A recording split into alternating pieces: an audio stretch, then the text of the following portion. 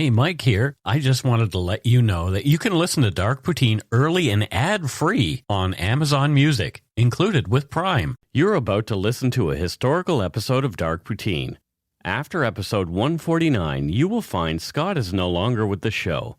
In an effort to maintain continuity and offer listeners as many episodes as possible, we are leaving the episodes in which he co-hosted intact. Thank you.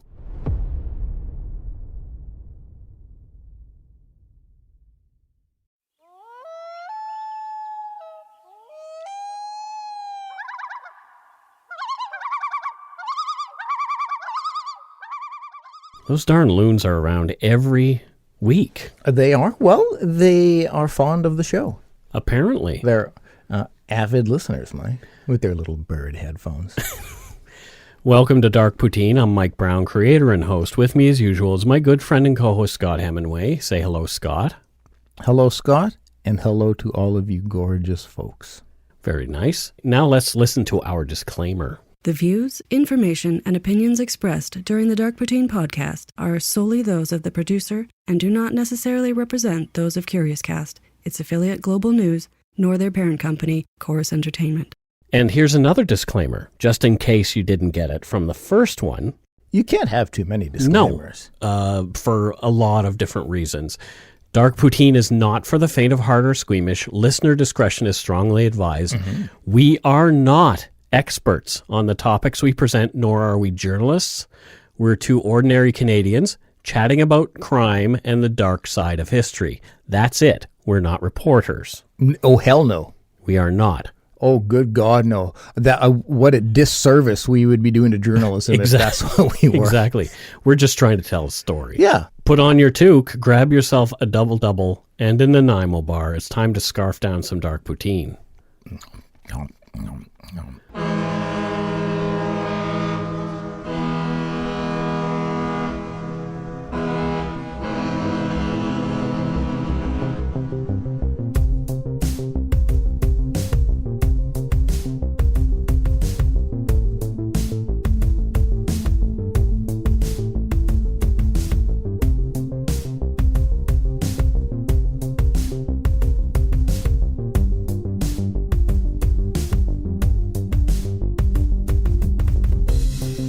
Now, speaking of mistakes, before we begin, I want to make a correction. Uh-oh. A couple of listeners pointed out an error I felt it proper to rectify. This is more proof that we're not journalists. Okay. Was it a grammar error? No. Last week, I said that Nobel Prize-winning scientist Frederick Banting was from Newfoundland. Yeah. He was not. Whoa, okay. He died in Newfoundland. That counts. It doesn't actually. If you were either, in my books, if you were either created or left the world there, that's where you're from. He lived his last few moments there after a plane crash in Musgrave Harbor. Oh, so he wasn't even living there? No. Oh, well, hey. Yeah, so he was born in Alliston, Ontario, which is just north of Toronto. So people from Alliston who are very proud of that fact, let me know that. Okay, well, I mean... Don't blame Scott for this. It's all on me. We're lucky he knows what day it is. I'm happy being a buffer. Take it out on me. It's all good. No. Because I won't know what the hell you're talking about. But there you go. So if we make mistakes, we're willing to correct them if they're big. If it's just a mispronunciation or we say a place name wrong or we get a province wrong. Yeah. That was pretty big. I thought Frederick Banting's history was important. So yeah. Yeah. So important enough to say I made a boo-boo. I mean, you were like you got the continent right. Well, sure. That's close enough in my books. Yeah. This is episode 102. This week, we'll be discussing the annihilation of 9 members of the Peterson family in Shell Lake, Saskatchewan, at the hands of a single frenzied gunman during the summer of 1967. So the deaths include 2 adults and 7 children ranging in age 17 all the way to a year and a half old. So this is going to be some intensity, folks. We've avoided as much detail as possible. But to properly tell the story, we have to go into some which some of you may find quite distressing, which is one of the reasons why we've waited to cover this, another of one of our most requested cases. Yeah, even with the detail on it, I'm sure this will have a heavy impact. Mm-hmm. Another factor in holding off for as long as we have is this is one of the most talked about cases in Canada. A number of other podcasts have covered it, including Canadian True Crime and Occulte Veritatis, so you may be familiar with this story. Our hope is that we can give this well-known case a bit of a fresh perspective, as is our goal with every case. Yeah. This is Murder in Shell Lake, the Peterson family slayings. Okay, let's get into this. Much of the research from this episode comes from numerous historical news articles on the events surrounding this case. 2 articles in particular were written by David Carmichael, and he was a reporter for The Canadian in the 60s. Oh. And another valuable resource has been Winnipeg author Peter Tadman's book, first printed in 1992, and it's called Shell Lake Massacre. Some Winnipeg representation. Yeah. The website for the village of Shell Lake, Saskatchewan claims it is currently home to just 152 people. In 1967, the time this story takes place, farming was more lucrative on the Canadian prairies, and another 100 people called the little community home. So 250 people lived there. Even in its heyday, that's tiny. Very tiny. Wow. The village is located 135 kilometers from Saskatoon and 90 kilometers west of Prince Albert. I know Saskatoon. I've been through Saskatoon. Good. Yeah. Yeah. It was nice. I liked it. I like it too. The community is now known more as a recreational area than for farming. From villageofshelllake.ca, quote, "We are surrounded by lakes, hills, forest, and farmlands. Here you can fish, swim, canoe, hike, go on horseback rides, take an overnight wagon trek." That sounds fun. Whoa. Golf at our 18-hole golf course, try miniature golfing, or just relax at our campsite near the lake. This is the place you can come with your family, let your kids run and play, and enjoy the friendly, small-town atmosphere. We invite you to come and relax, revive, and rejuvenate at our oasis in the parkland, end quote. I'm there. I'm there, that too. That sounds like I could really use a whole bunch of that right now. It sounds lovely. Right? Yes. Let's go, Mike. We'll hold hands and all. The tiny village museum boasts highlights of life around the area throughout its colonial history. Especially notable in the area's past is the importance of the CN Railroad, which passed through. Mm-hmm. It sounds like a quaint little place, and I love little towns like that. Oh, pure heaven at this point. Could you live in a small town, though?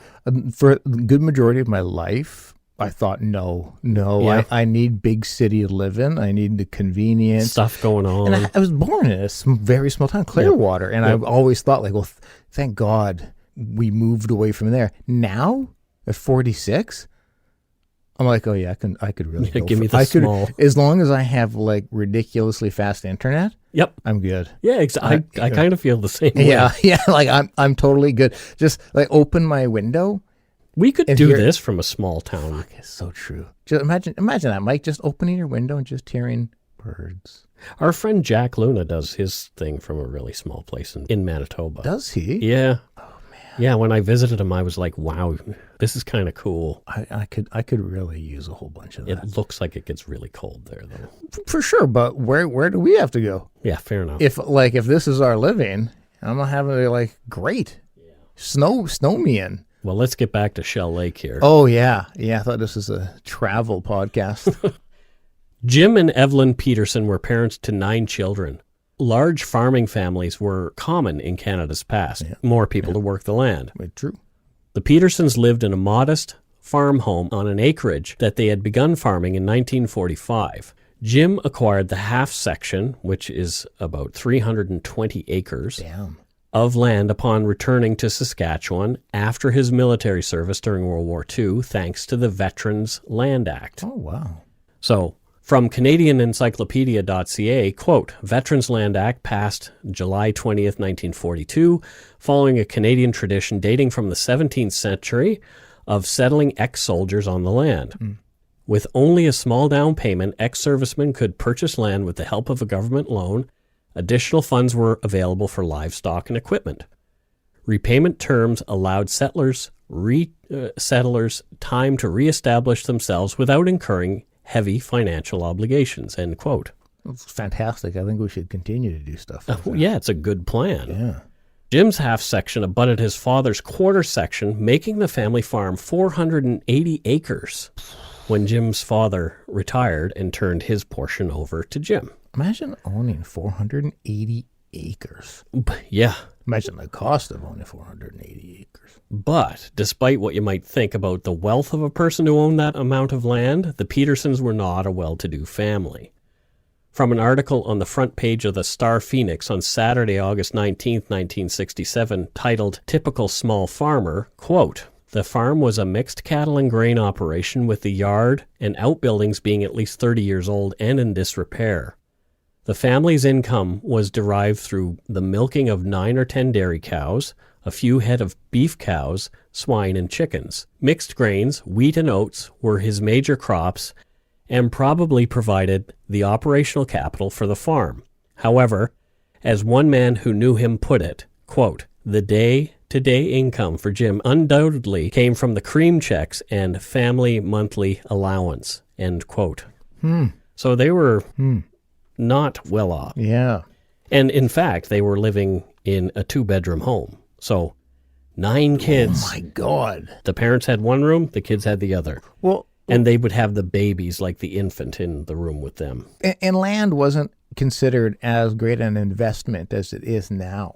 You know, you don't hold a lot of worth back then in the property. Well, and I'm sure there's still parts of Saskatchewan and on the prairies where the land isn't worth as much. For sure. Because people aren't farming it anymore. Yeah, absolutely. Yeah. But yeah, just because you, at that point in time, one owned a lot of land does not mean they were diving into Scrooge McDuck's money pit. Exactly. Jim was a humble, community-minded man who didn't like to talk about what had happened during his time overseas during the war. He'd not even joined the local branch of the Royal Legion in Shell Lake until 1966. And it wasn't that he didn't want to be involved. He said the dues were an issue as money was tight. Including himself, there were still 10 mouths to feed in that house. Wow. Yeah. I can't imagine. In the home on August 15, 1967, were, of course, Jim, 47, Evelyn, his wife, 42.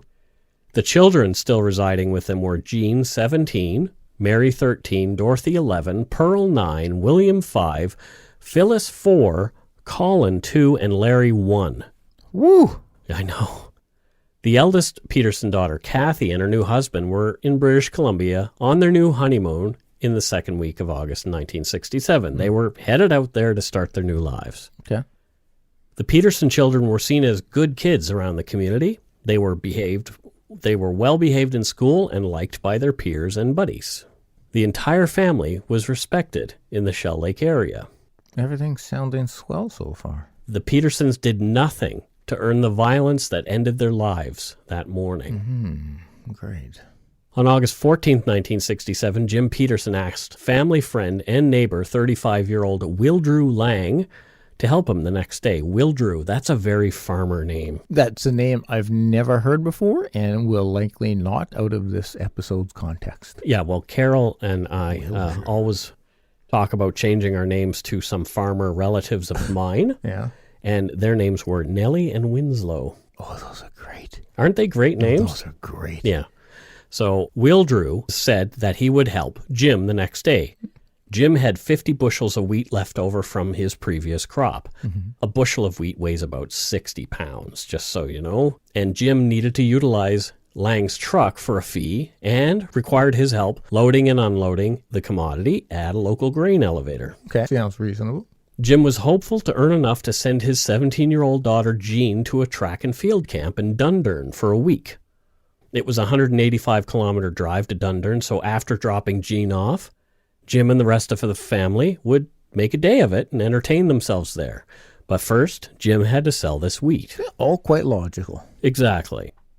Lang agreed to meet him in one of the Peterson family fields at sunrise, and Wildrew showed up on time, but there was no sign of Jim. So he went to work, placing those 60-pound bushel bags onto the back of his truck. Yeah. At 9 a.m., having completed the job himself and being tired of waiting for Jim, Wildrew walked across the field and toward the lane that led to the Peterson home. He was thinking that Jim had uncharacteristically overslept. It was not like a farmer in Saskatchewan to oversleep in those days. They're the hardest working people you can find. And look at this guy. Like, Nobody even showed up, but he's like, I'll just keep doing it all myself. Exactly. Like, yeah. Wildrew found the laneway gate open and noticed that the Peterson cows had not yet been milked, which was highly irregular. Now, I looked around, so how would he know that they had not been milked? Perhaps they hadn't been let out to pasture. Okay. You know, it could have been something like that. So after milking, they might have been in a different place. Yeah, or is it just they have swollen udders? I don't know. Do you? I'm thinking swollen udders, dripping milk. I don't know how to check for this thing because I am not a dairy farmer. I guarantee you somebody out there knows. Somebody will know. So if you know, inform us. email us. Yeah, please. But I do believe it's just the cows were still in the place where they were to sleep. That does make some sense. Maybe after milking them, you're like, oh, now go run free. Exactly. Enjoy your day. Get more grass, get more cuds so you can make more milk. Yeah. But who knows? Anyway, I digress. Please. The family dog, Skippy, walked up to Wildrew without a sound, which was also unusual. The dog was typically much livelier. As Wildrew walked toward the house, calling for Jim and receiving no answer, Skippy matched his gait and walked quietly beside him. Oh, wow. By this time, Lang knew in his bones that something was not right. It's so interesting hearing the dog's behavior, how differently it was. Like like the dog is like, I've seen some things. Yeah. Oh. The rear porch door stood ajar. Lang made his way through the porch and pushed open the kitchen door, also ajar. There on the kitchen floor lay his friend Jim Peterson, clad only in his underwear. A pool of blood surrounded him. Jim had been shot 7 times. Wow. The rest of the house was too quiet. It was home to 11 people after all, and there was not a sound there now. Oh, Jesus. Lang was horrified by the thought of what he might find further into the home. Yeah. He backed out of the house and hopped into the Peterson station wagon. People left their keys in the cars those days, so Wildrew started the car and drove like hell into the village of Shell Lake, 4 miles away, to call the RCMP. My God, like, think about it now. You just you've got a phone in your pocket and you call, but like back then, he's got to drive this great distance, 4 miles, thinking about what he has seen, and like, oh, yep. He told police what he'd seen and was told to head back to the Petersons to meet RCMP Corporal Barry Richards at the head of the drive toward the home. Now, the nearest RCMP detachment was in Spiritwood, 20 miles away. Oh my God. It must have felt like an eternity waiting for that cop to come. Can you imagine? You're just standing there, like, looking at your watch. So what would it also be like if you, while farming, like an arm got severed or something? Like, how long would it take for medical care? Good luck. Jeez. Once Corporal Richards arrived, Lang was told to wait outside while Richards went into the house alone. What the corporal saw there was like the scene out of the worst horror movie imaginable. There was blood all throughout the house, on the floor, and on the walls. A March 1968 article distributed to newspapers across Canada and written by Canadian Magazine's David Carmichael describes what Corporal Richards found. Quote, on a foldaway cot in the living room, beneath a wall plaque that read, "The gift of God is eternal life through Jesus Christ our Lord," Richard found the body of 11-year-old Dorothy Peterson. She'd been shot in the head. Richards entered the children's bedroom. In one bed were the bodies of Mary, 13, William, 5, and Colin, 2. They had also been shot in the head. In the other bed were Pearl, 9, and 17-year-old Jean. They, too, had been shot in the head. End quote. Oh, my God. I don't think, if I were to, in whatever capacity, officer, friend who stumbles across it, I think my life would be ruined after having seen that. Like, the innocence. Yeah, and these kids had been shot with 16 bullets, multiple wounds for each one. Oh, my God. Such anger. The young officer, as you mentioned, had never seen anything like this, and he was shaken up, so he had to go outside to briefly gather his thoughts and get some air before continuing his search. Oh, that poor officer. Richards re-entered the bedroom where the 5 children lay dead and saw something stirring there. Under the covers, between Pearl and Jean, it was 4-year-old Phyllis. She was alive. Phyllis was laying face down and been hiding there since the murderer had left. She was miraculously unharmed, although understandably distraught and covered in the blood of her dead siblings. So at 4, you remember. I know you do. do. That's the age in which I had my stuff, some of my stuff. And that's not something that you can forget, will forget, and it will change the course of your life dramatically. That poor child. Phyllis later recalled being terrified hearing someone else in the house after the killer had left. It had been quiet for so long. When Corporal Richards pulled back the sheets, she thought it was her time to die. Oh. Richards himself was crying as he picked Phyllis up. Oh. As they left, Phyllis remembered seeing her father's body on the kitchen floor as she was carried out of the home. Phyllis was temporarily placed in the care of the neighbors across the street so Richards could go and call for backup. Yeah. It was not until more police arrived that the bodies of the family matriarch, Evelyn Peterson, and her 1-year-old son Larry were found near a rain barrel at the side of the home. They too had been shot. I'm at a loss. 9 victims, mostly children, This is crazy. 9 victims, mostly children. As I was researching, the 1959 murder of the 4 members of the Clutter family of Holcomb, Kansas came to mind, and this could easily be called Canada's In Cold Blood. Yeah. Teams of RCMP investigators, 40 Mounties, locked down the scene and began searching for evidence at the Peterson farm and nearby. The killer had left boot prints in Jim Peterson's blood. Rubber boots matching the tread pattern were purchased by investigators at the local hardware store. Obviously, word gets around pretty quickly in a rural community when something like this happens. 250 people. Right. And like 40 cops. Yeah. So you have a fifth as many police officers as are people in your village. Yeah. Right? It's almost, Yeah. Yeah. So tips poured in right away, almost 500. One was from some older women who were returning from a bingo. They'd seen an unfamiliar car near the Peterson home that night of the murders. They'd even got a partial plate. Cops checked out any car with plates that even vaguely matched. Well, and the thing is, like, you know, in a city where we live, a car in the neighborhood that doesn't normally, like, that can be overlooked so easily just because, well, there's thousands of cars a minute. Yeah. But there, where you probably rarely ever see another vehicle on this, it'll stand out. Totally.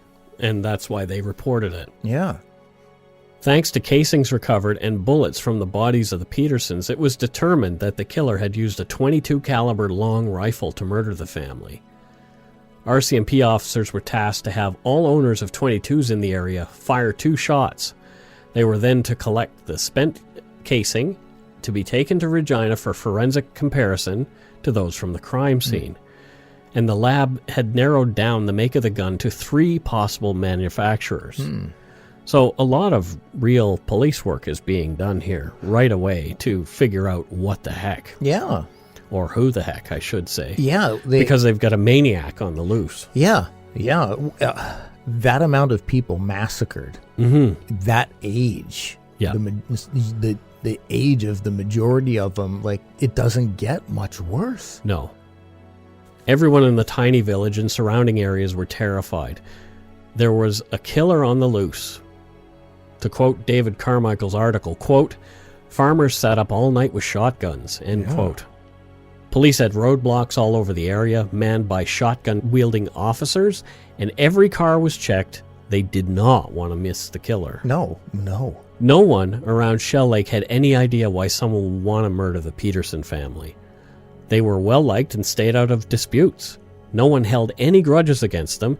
Jim didn't even drink. To anyone's knowledge, he'd never even been to the local liquor store. Oh, wow. He was just a straight-up guy.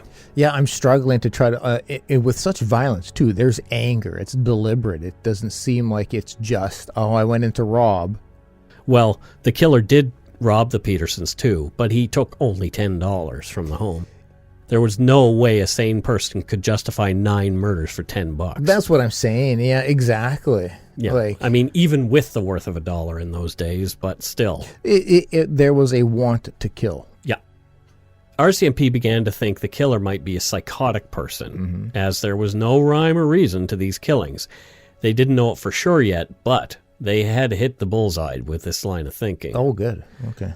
And we will break right here. Whew, catch my breath.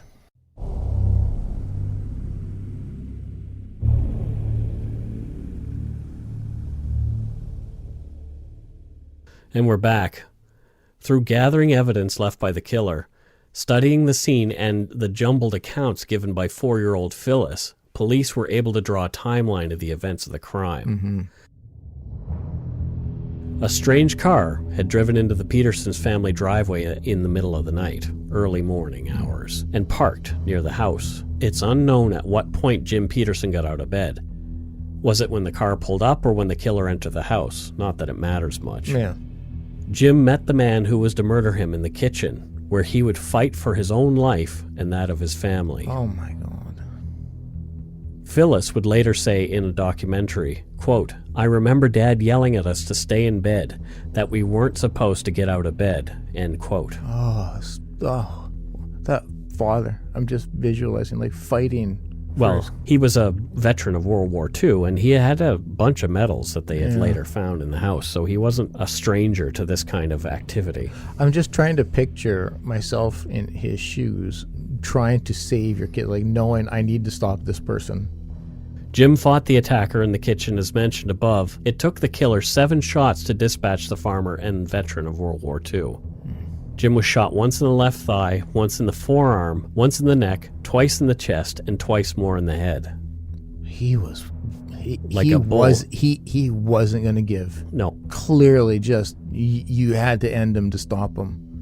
While Jim and the assailant fought in the kitchen, Evelyn picked up 1.5-year-old Larry and made her way out of the bedroom window with him in the yard. Larry had been sleeping in the room with them. They kept him in their room because he was an infant. Yeah, okay. After killing Jim, the killer needed to reload and went outside, only to find Evelyn and the baby had escaped. The killer shot Evelyn once in the back and 5 times in the head. My... She crumpled to the ground beside the Peterson home with the baby in her arms. The killer coldly left the baby laying beside his deceased mother and walked back into the house where he began shooting the children who'd been screaming and crying the whole time. Again, it's not. He's not doing this to be like, oh, I got to shut them up or somebody will hear. You're in the middle of nowhere. Yeah, you're just a killer. Yeah, this is about killing. Yeah. Phyllis hid under the covers, lying completely still between her older sisters. The killer had not really noticed her, or so she thought. He later said that he did know that she was there, but decided, quote unquote, to let her live. It's unknown why. After shooting the 5 children, the man began rifling through the drawers in the dresser in the children's bedroom. It's unknown what he might be looking for, maybe some more money or something. Yeah. In the same documentary mentioned above, Phyllis said, "I remember looking at my sister. I think I was going to ask her what we should do or what was going on. And when I looked at her, then I knew she was dead." Oh my God. So you're 4, looking into the dead face of your older sibling. I'm shook. This is where it was a little hard to write this last thing. Baby Larry was most likely the last of the family shot before the killer got into his car and drove off. Larry had crawled behind his mother. And was left there, and that's where he died. Again, this is a want to kill. Because 1.5 years, you're not leaving a witness behind. It's not like... There's no reason. There's no reason. Ever. At all. No. Other than, this is what I would like to do. Or do you have a grudge against this family that you wanted to destroy them all? Or a 1.5-year-old, like... I know. Oh. Oof. Yeah. Police were looking at known psychotics in the area being reported to them by the public. One name was a 21-year-old farmer from Leask. I think it's Leask. Leask. It looks like Leask. Leask, Saskatchewan, 25 miles away. His name was Victor Ernest Hoffman. Okay. Sounds guilty. Well, we said his 3 names, so usually that's an indicator. Victor had just recently been released from the North Battleford Hospital for the Insane, and that's not my words, that is what they called it at the time. They said he was okay, and his parents said in the press, they believed that if a doctor said Victor was okay, he was. Yeah, I can understand, sure. 3 days after the murder, RCMP officers were sent to investigate the tip on Hoffman. Yeah. 22, matching one of the 3 manufacturers the police were looking for, was found on the back seat of a gray 1950 Plymouth. They confiscated it for testing. Good. A pair of rubber boots, matching the tread pattern found at the crime scene, were also confiscated from Hoffman's porch. See, again, so we're so conditioned nowadays to be like, well, there's so many people own these boots. You know, there's so many of these guns, such a small area. Right. Yep.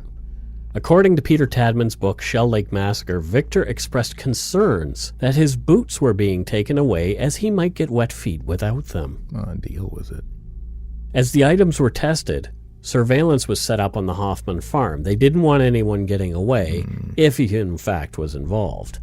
That same day, there were more than 1,500 mourners at the Peterson funeral at the Shell Lake Cemetery on the warm summer afternoon. Press and police were in attendance too, as the caskets were lowered into a common grave. Larry, who had died beside his mother, was buried in the same casket with her. Oh, God, I'm going to cry. Kathy and her husband, Lee Hill, were in attendance. She's the oldest daughter. They had returned from Chetwynd, BC, where they had just moved to start their lives as newlyweds. As members of the local legion assisted with the pallbearer duties, a young bugler played reveille to mark the passing of the veteran, Jim Peterson. This is heart-destroying. Yeah. Oh. Phyllis was staying with relatives in Shell Lake, and the community rallied to ensure that a collection was taken up for her. They raised like $1,000 really quickly. Oh, my God. The laboratory confirmed the next day that the gun used in the Peterson murders was the exact same one that had been taken from the back seat of Victor Hoffman's car. At 5 p.m., Victor Ernest Hoffman was taken into custody. Good. The police found Hoffman in a field working with his brother. Victor was cuffed without resistance, then driven back to the RCMP detachment 80 miles away in North Battleford by Corporals Gothrop and Noland. From David Carmichael's article, quote, Gothrop asked Hoffman if he had a .22 caliber rifle. Hoffman replied yes, and the cops took it. He thought for a moment, then said, if that gun killed the Petersons, does that make me a murderer? Well, what a weird question. The police did not give him an answer, but Fraser asked him what kind of person would kill the Petersons. He was another RCMP officer who was there. Hoffman replied, they'd have to be crazy. Gothrop said it was a good thing 2 of the Peterson children were still alive. Hoffman stiffened, but made no comment. On the outskirts of North Battleford, the cruiser passed a cemetery. Hoffman studied the tombstones. There are a lot of dead people in there, he said quietly. End quote. Oh, what an odd bird already. Yeah. During interrogation, at first Hoffman denied having committed the murders, but police pressed him. The treads of his boots matched the bloody footprints at the crime scene, and his rifle was definitely the same one that had been used. Also from Carmichael's article, quote, Gothrop said quietly, you might as well get it off your mind. Hoffman lowered his head. A minute or 2 passed. Then Hoffman stood up. Okay, I killed them, he told the Mounties. I collected 17 cartridges. I tried to change the rifling. I thought I'd pick them all up. I should have burned down the house. Then you'd have never found them. I don't know what made me do it. End quote. I suspect he does. In a tape-recorded interview with RCMP, Victor Hoffman began to recount the harrowing story of what happened at the Petersons' home. Even though the interviewing uniformed officers had left their sidearms outside the interview room, Hoffman motioned toward their holsters and said, quote, I could grab one of those guns and kill you all, but I can't kill any more. End quote. Interesting. In a monotone voice, he told officers everything he could recall. From Carmichael's article, quote, even when he describes how the children screamed and begged for him not to kill them, even when he describes how Mrs. Peterson pleaded for her life, Even when he describes how Jim Peterson took bullet after bullet and still kept coming at him, his voice never loses its matter-of-factness, its casualness. Even when he tells of his own revulsion afterwards, how he might have shot himself if he had known where his heart was, after he had seen how hard the Petersons had died, that voice remains totally devoid of emotion. End quote. Yeah, we hear that often. I mean, Gary Ridgway, BTK. Mm-hmm. You know, when you hear them telling of what they've done, it's just like they're reading a very boring story. Or a very bland story, not boring. Yeah. The arrest of Victor Hoffman was announced to the press and newspapers on Monday, August 21st, 1967. They published photos of the admitted killer. He was still clad in his work shirt and jeans and seen flanked by RCMP officers as they led him to and from his arraignment, where he'd first faced 9 charges of capital murder. As the 50 or so spectators, including the eldest Peterson daughter, Kathy Hill, packed into the tiny courtroom, looked on, Hoffman was remanded to the North Battleford Hospital he'd been released from just weeks before, and they wanted to do a psychiatric evaluation on him for 30 days. Understandable. Hoffman's response to this was, quote, "Does that mean I'll get the shock treatment?" End quote. I don't think he could get enough. Well, outside the courtroom, at least 300 people gathered to get a glimpse of the gunman. Neighbors began speaking to the media about Victor Hoffman. As is often typical, the words shy and loner came up again and again in interviews, followed by an exclamation of shock and surprise at what he'd done. Yeah. In that same article by David Carmichael, titled "I Could Never Kill Again," Victor Hoffman's mother Stella and father Robert related their memories of Victor as an overly sensitive and odd boy. Quote, "Victor Hoffman had always been a strange child. His mother could tease the other 5 children and get a rise out of them, but she couldn't get a rise out of Victor. When she teased him, he would pull away from her and lie down on the couch and close his eyes. No one knew what he was thinking. He was still a baby when he had his first temper tantrums. They weren't ordinary tantrums. They were frightening. Stella Hoffman remembers how he would lie on the floor and bang his head against it, and how she would have to hold him in her arms until the wildness passed. And there was this hair pulling. No matter what she did, she could not get him to stop it. He would tug at his hair until it finally came out.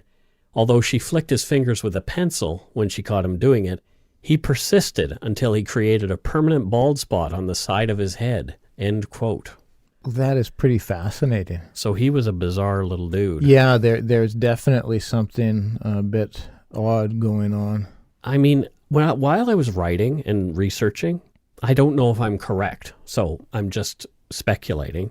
The word autism came to mind. Yeah. And I don't know if he was displaying autistic behaviors because I'm not a doctor or anything like that, but my lay person's ideas of the development of it lead me down that road. Yeah, it's a distinct possibility, and there I can see why you would feel that and think it. Yeah. Yeah. He was fearful of people and social situations. He often seemed to be inhabiting his own planet. He hated school because it demanded social interaction. Yeah. He spent much of his time alone, even at home with his family. And one thing in this article that Carmichael wrote mentioned his mother noticed him just out staring at the stars, for hours on end. Victor claimed to suffer from frequent headaches he said were due to pressure in his skull. He'd wear a piece of cloth around his head to help with the pain. And he also stated that at times unseen hands would come out of the ether and choke him. Okay. Yeah. He dropped out of school after flunking the 9th grade. Just months before the murders of the Petersons, Victor had a violent psychotic break with reality. From Carmichael's article, quote, "On May 27, 1967, he stood in the farmyard and fired 3 shots into the air with a .303 rifle. And a .303 is a deer rifle. When his mother asked what he was doing, he simply told her, 'I shot the devil.'" Oh, okay. That afternoon, at Victor's request, Reverend Edward Post, pastor of the nearby Lutheran church, came to the Hoffman farm and talked to Victor for about half an hour. Stella Hoffman couldn't hear the conversation, but later, As Victor and the minister were standing in the yard near the minister's car, she heard Victor tell him, "I want to kill Mom." That evening, Victor said something about devils and angels. The next day, the Hoffmans took Victor to a doctor who suggested they take him to a psychiatrist. The psychiatrist recommended that Victor be placed in Saskatchewan Mental Hospital at North Battleford. End quote. Oh, man, I would hate to hear that uttered from one of my kids. Right? I'm thinking about killing Dad. Yeah. Oh. Here it was discovered that Victor had been having hallucinations. One vision that kept recurring, Victor claimed it had haunted him for 10 years, was a threatening visage of the devil, black, tall, and nude with a long black tail. The devil wanted Victor to sell him his soul or suffer for eternity. Neither are good options. He said he'd seen God and angels as well. Now, this is all before he kills the Petersons. Months before. And this was all documented? This was all all part documented, of the... yes. Okay, all right. Victor was diagnosed as a chronic schizophrenic and put on a high dose of Haldol to manage the hallucinations. He received 12 shock treatments through the month of June. At one point, according to Carmichael's article, he said, "At least I'm free from the devil." Now, shock treatments, they are now called ECT or electroconvulsive therapy. It's a medical treatment still used today, and it is commonly used in patients with severe major depression or bipolar disorder that hasn't responded to regular treatments. Mm-hmm. From Wikipedia, in the 1940s and early 50s, ECT was usually given in an unmodified form, quote, Yeah. without muscle relaxants, and the seizure resulted in full-scale convulsion. A rare but serious complication of unmodified ECT was fracture or dislocation of the long bones. Jeez. Sounds brutal. Yeah. In the later 50s and 60s, when Victor got his 12 shock treatments, a muscle relaxant would be given to patients to modify the convulsions, but they would still be awake for it. Yeah, my understanding is my mom is a retired psych nurse. My understanding is nowadays, currently, it's a pretty passive treatment, but... Yeah, according to a psychiatry.org article on ECT today, the practice seems more humane. Yeah, exactly. At the time of each treatment, a patient is given general anesthesia and a muscle relaxant, and electrodes are placed to the scalp at precise locations. The patient's brain is stimulated with brief controlled series of electrical pulses. This causes a seizure within the brain that lasts for approximately a minute. The patient is asleep for the procedure and wakens after 5 or 10 minutes, much as from minor surgery. The most common side effects of ECT on the day of treatment include nausea, headache, fatigue, confusion, and slight memory loss, which may last minutes to hours, end quote. Yeah. I think people still, and I get it because it's quite sensational, have they view those early treatments as how it's continued to practice. Mm-hmm. Well, when I was in the hospital myself in the 90s, I saw a patient come back from an ECT session, mm-hmm. and for hours afterward, she sat just like a zombie in the corner, mm-hmm. and she didn't know who any of us were. She said later that it did help, but she'd been in and out of hospital multiple times over the years for the same procedure. Like, she had had multiple rounds mm-hmm. of ECT over the years. So can you imagine you have to go back in and get ECT year after year after year because your depression comes back? I certainly wouldn't want that if it helped with my depression. I would say right. bring it on. But to me, it was pretty scary to witness that, to see, because I knew her personality going in, and then I saw her personality afterward, and really, she was not the same person. But how much of that could have been the medications they gave her to make her drowsy and out? No, it was like days after. Shit. And they say hours, but it was literally days. I noticed she was very, very different. Wow. So it's not something that I'd like to go through. Yeah. No thanks. Yeah. I don't think anybody associates it with like greatness. No. Oh, I had my ECT and it was just amazing. It sounds like a fun time. Yeah. Not really. Doctors in North Battleford released Hoffman into the care of his parents in late July, feeling him fit to resume life outside and on the farm. Even though he was acting bizarrely in the days leading up to the murders, the Hoffman family said like we mentioned before, he must be okay. He must be okay. The doctors let him out after all. Yeah, and it sounds like him acting strangely. It's pretty regular, so it's not like any specific extremely concerning activity happened. But he did go on to murder 9 people. Well, there was that. So his psych assessment after the murders determined he was insane. And what we now call not criminally responsible when he murdered the Peterson family. From David Carmichael's article, quote, "In Dr. Hoffer's opinion, Hoffman, on the morning he killed the Petersons, was doing something he had to do. He knew that killing was against the law, but he did not feel bound by that law. He felt he was above it, immune from it. In killing the Petersons, he did not feel fear, anger, or depression. He acted mechanically like a robot programmed to commit murder. A jury who heard the doctor who examined Hoffman before the murders and the psychiatrist who examined him afterwards found him innocent of murder by reason of insanity." End quote. And it's, I think, important to recognize that to get that kind of finding back then, where this stuff was even less considered legit science. This reminds me of Jeffrey Arnberg, who we talked about very recently, another NCR case. And he was doing what he did because he felt he had to do it. Yeah. He believed there was no other way for him to get through his life unless he committed these acts. It's if you don't suffer from schizophrenia, it's impossible to fully understand what it is like. You know, you see, there's some good movies out there that do, I can only assume do an accurate portrayal, but it's you're convinced like what you're doing isn't. You're not questioning whether it's real or not.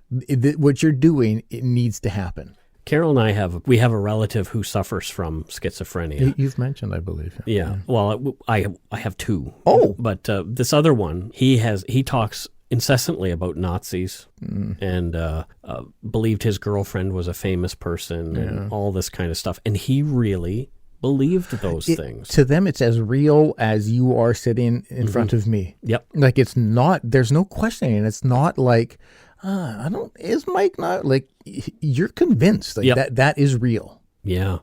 I can't imagine being at that point. I mean, I've been in psychosis, but only for a brief time. I can't imagine that being your default state. You're 21 years old, living your entire 21 years. Since he was 10 years old. Thinking that these things you're seeing are real and that what you're hearing is real. Yep. Having these conversations with people who aren't real, but to you, it's real. Yeah.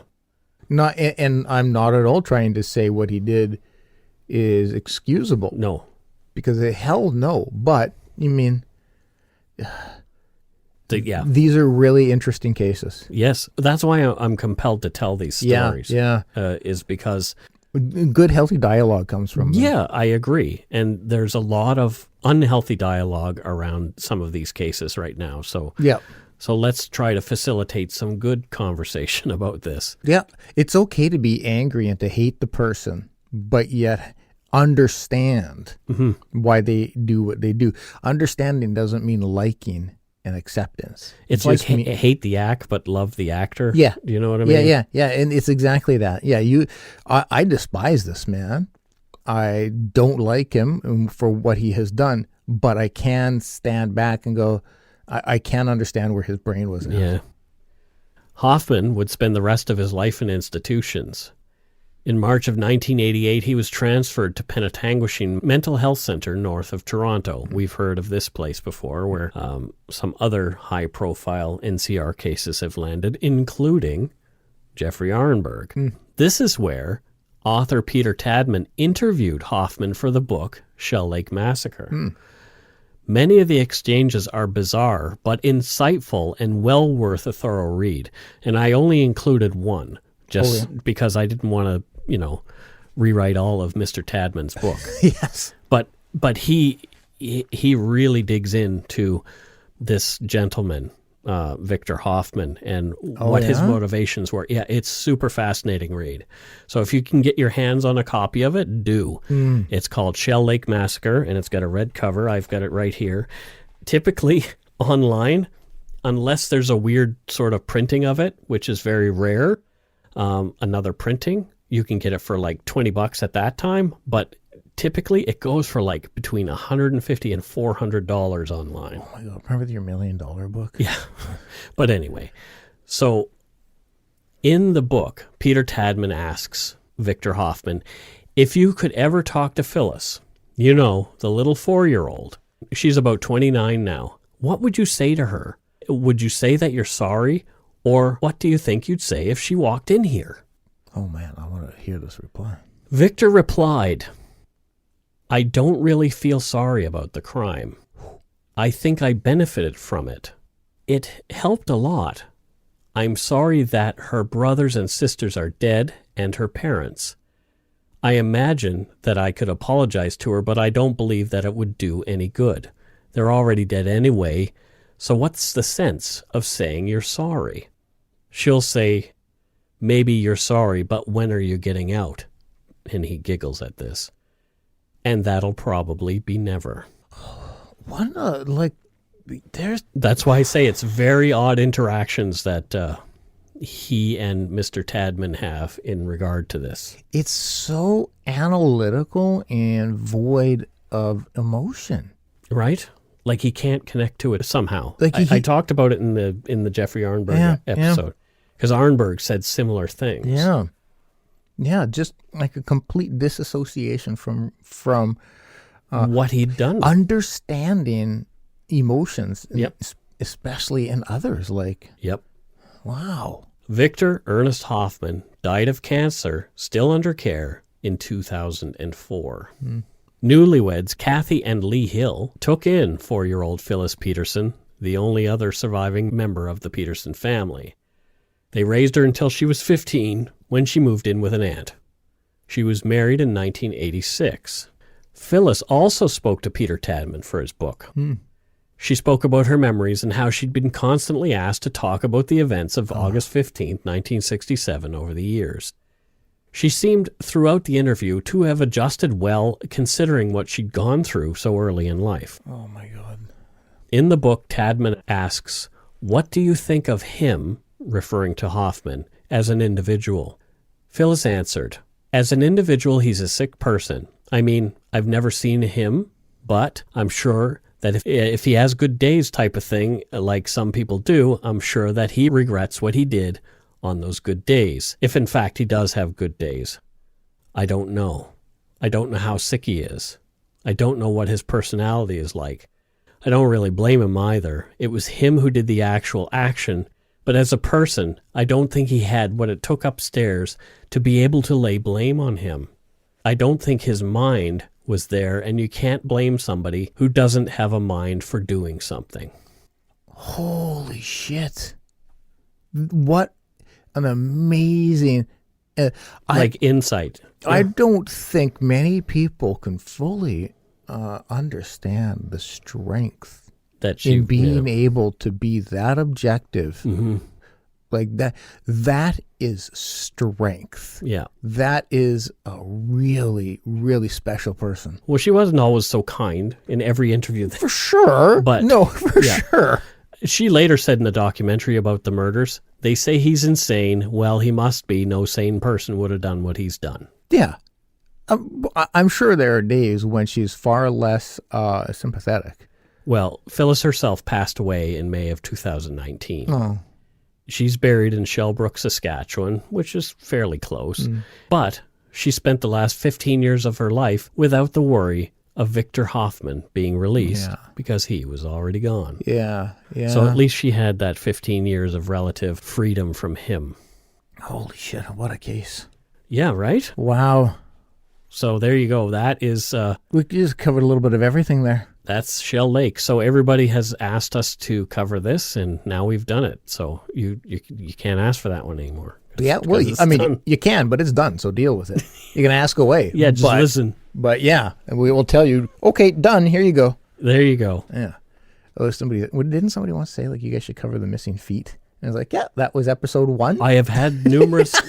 I've had numerous requests for stuff that we've already done. Now that we're 100 episodes, exactly, it's understandable. It's understandable. But here's one thing I noticed, and I'm not making light of this. Here's another family named Peterson that there's murder in. Yeah, Scott Peterson.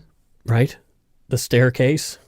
Yeah. And then you have Lacey Peterson. Yeah, you have the cop who was a Peterson. Yep. It's bizarre. It really is. Yeah, and I heard it on another podcast. You do not want to have the last name Peterson just for true crime reasons. If you do, immediately change it to like and I'm Smith not. And please, people who are Petersons, don't email me and say, "Hey, our family's fine," because I know you are. Yeah, I know you're just fine. Yeah, it just is bizarre that we keep hearing reality. Yeah. I guess it's just a common name. Yeah. So there you go. Yeah. There's not as many Hemingways out there. No, there aren't. No, Peterson. I'm sure there's a lot of Smiths. Like I went through a weird time when the young man named Michael Brown was murdered. Yeah, I remember that. Yeah, it was like, who is Mike Brown? And it was like, I just wanted. I understand it was him. Yeah, but it's also me. Yeah, it was very, very weird. And I got an email from somebody who they heard Michael Brown, was shot by police. Yeah, and somebody who they were telling this person in passing, and they thought they were talking about me. Oh my God. Because my name is Michael Brown. Yeah, so I got this email saying, for about 20 seconds of my life, I thought you had been murdered by the police. Oh my God.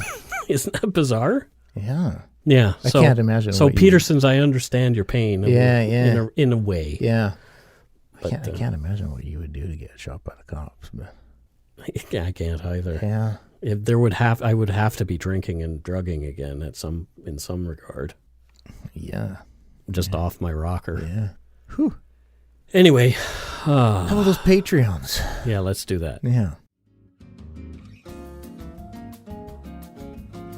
Well, this week's good eggs are a few we've missed, and they followed my direction to email and say, "Hey, Mike, I think you missed me." Brilliant. Fantastic. Brilliant. First up is Kathy Shedder from St. Cloud, Florida. Thank you, Kathy. Sorry we missed you. Yep. Sorry, Kathy. Are you coming to CrimeCon? We're hoping so. Yeah, you should come. You should come. Yeah, because you live in Florida. And we know that maybe you live in, I don't know where St. Cloud is, but if it is close to Orlando, or even if it's not, just drive down and see us. Yeah, keep your peepers out for a discount code. Yeah, well, it's there. Our discount code is here. So open your peepers for the discount code. Maybe I should open my peepers. It's Poutine 2020. Oh. Yeah. Go to crimecon.com and get 10% off your tickets and using Poutine 2020, and you'll get to meet us and even Carol. Yeah, and Joanna's talking about maybe wanting. Oh, interesting. Interesting. So extra hugs for you, Cassie, because we missed you. There you go. From New Westminster, British Columbia, is Christy Arellano. Christy.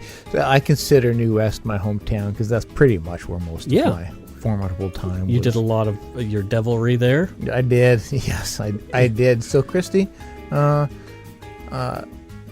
wicked to know that you live.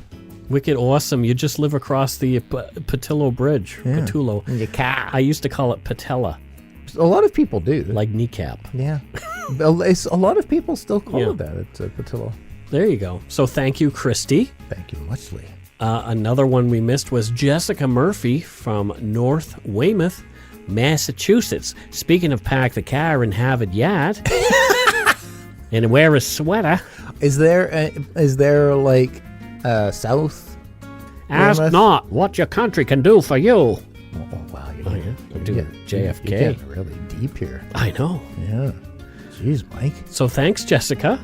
Thank you. Muchos gracias, and thank you for sending the email reminder. I really appreciate the people who did that. Yeah, all of the gracias. Yeah, because we do want to say your name. There's no reason we shouldn't say it. No, we're not harboring any latent resentment towards anybody. None whatsoever. No. Nothing but gratitude, and if we could type emojis, they would be all hearts. All hearts. All hearts. Including a few black ones, just because it's dark. Dark Dark hearts. Yeah, but primarily red hearts for you. Primarily. Oh, maybe even a green one, because Next up is Aaron Ferguson from Kansas City, Missouri. Aaron Ferguson. Thank you, Aaron. Uh-oh. Super thank you.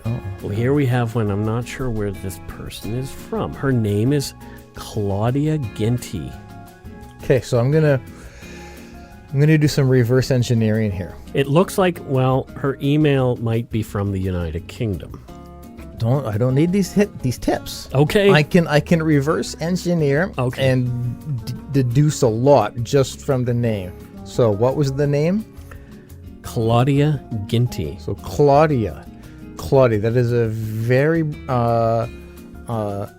Brazilian name. Okay. Very Brazilian. So I Like Brazilian wax? well, I mean, I'm sure that has origins in Brazil. So yes. Okay. So clearly, the parents are either Brazilian or huge fans of Brazil. So they named her Claudia, but that doesn't necessarily mean she lives in Brazil. So the last name was Ginty, which is a very British name. Oh, there you go. It's a very British name. So, hello, Ginty.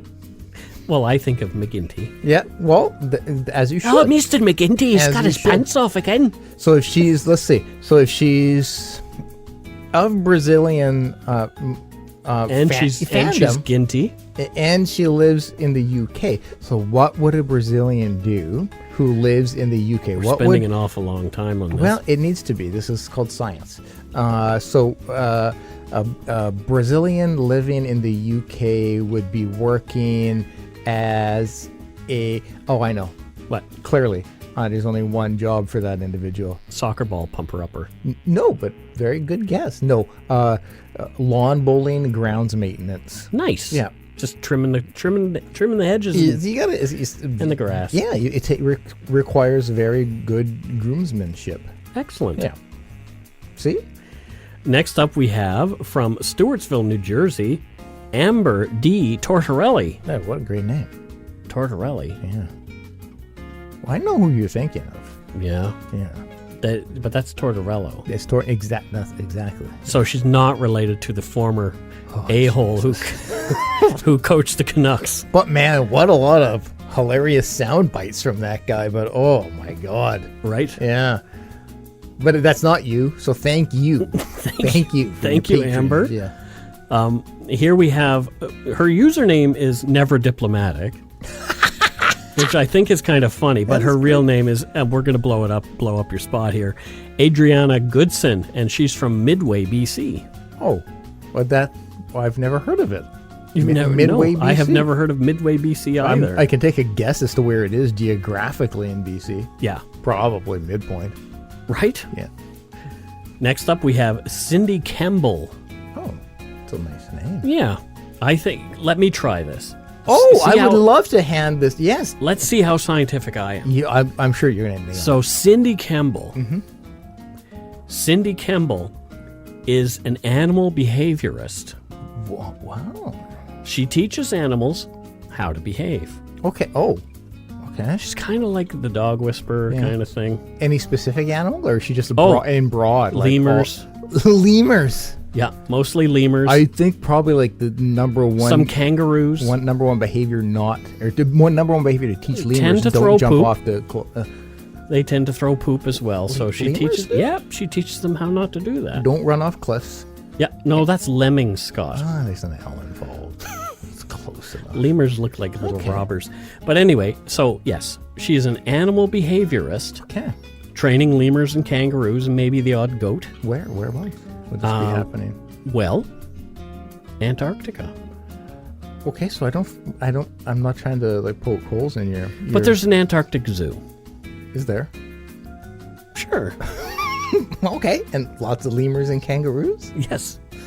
I'm gonna trust you on this. They all one. have like little parkas on Do and they? stuff like that, and they have like glove warmers. Okay. And a lot of the smaller animals, the kangaroos are nice, and we'll keep them in their pouches. Okay. Yeah.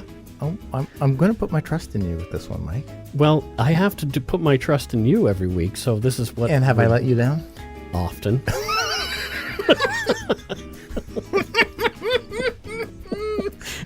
And you're welcome. And scene. No, next up we have Terry Bell. Mm-hmm. And we're not sure where Terry's from either, but You don't have any inclination at all? I Mike? have no inclination. I think this one's on you. I have many inclinations. Well, so the word Terry yeah. Bell.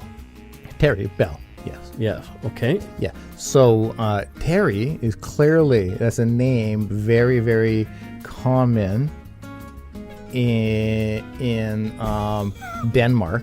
Denmark. Yeah. So maybe Maya knows her. Yeah, probably. Our good friend Maya. Yeah. Well, who's there's also from Denmark. We've named 2 of the 3 people there. And There's so, more people in Denmark than that. okay, It's a large Fine, it's up to 7. Okay, great. country. So Terry Bell, so Denmark, clearly, everybody knew that before I even had to say it. She's not an animal behaviorist, is she? No. Okay, good. No, not even a human behaviorist. Oh. Yeah. What she does is inspired by her last name. Okay. She's a bell ringer for boxing matches. Oh, that's... Yeah, in between... I've always kind of wanted that job. Yeah. Like, well, I know... now you've got a source. You've got an in. And they have in some UFC, when the last 30 seconds, they have the clapper? Yeah, clacker. I want to be the clacker guy. Yeah. But she specializes in... She's not a clacker, because her last name wasn't Clacker, so that was never something that motivated her. Right. But, yeah, no, she's a bell ringer in boxing matches. Right. Yeah, it's a pretty great gig. It sounds like a great But gig. you're focused, the challenge with it is you're focused most of your time on the clock and not the fighting. Because you've got to make sure, if it goes an extra couple seconds, you've really just screwed things up. So you're really just watching the clock, and then you've got to be right on that 2, 1. You've really got to be on point. Yeah, fair enough. Yeah. Yeah, because... If you let it go, it's going to the fighters are confused. Maybe shots will be landed. Here's the problem. I would always want to save my favorite fighters by the bell. And it's it's almost 3 minutes. It's like a minute and 30 seconds into the fight, and Conor McGregor is looking like he's going to... You shouldn't have go said to this. Ding, ding. And I'm a terrible bell ringer. You shouldn't have said this, Mike, because, now Was there a controversy? You're never going to get your opportunity. Well, Because you publicly stated that you would be... Do you think that opportunity would even have come my way? Yeah, absolutely. As this podcast grows. Bell ringer. Yeah. You'll be sought after for all kinds of trades you hadn't thought of. Bizarre. It is, but facts. Yeah, life is a weird thing. Yeah. We did get some donut money this week, so thanks to everybody who was a patron. We did get some donut money, and it was...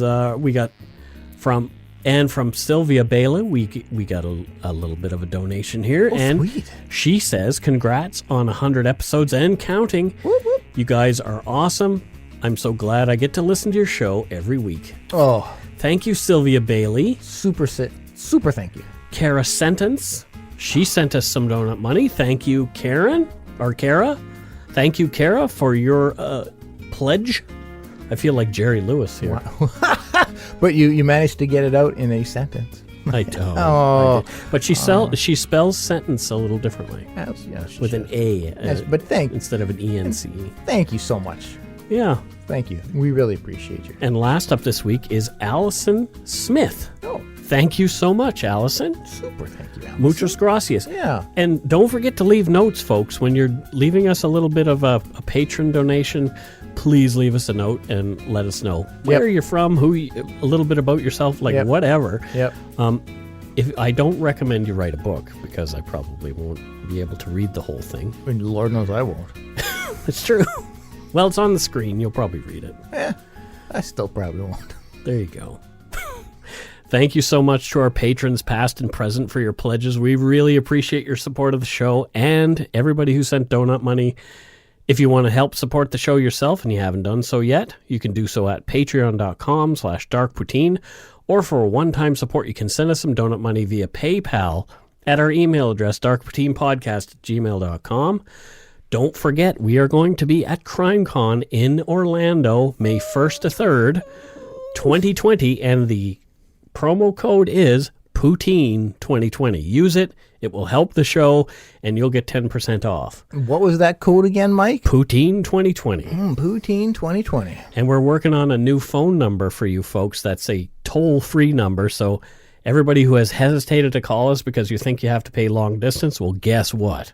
Screw that noise. Yeah. You can call. We've got a new phone number on the way, and it's going to be like a 1877 number. 1877, sexy bastards. No, it's not that. Check out our website, darkpoutine.com, for show notes and other cool stuff. Give us a like or a follow on Facebook, Twitter, and Instagram. Just search for Dark Poutine. Most importantly, tell your friends about us. Word of mouth is a powerful thing. Please. It's how we get a lot of listeners. It really is. Until next week, don't forget to be a good egg and not a bad apple. Bye-bye, everybody.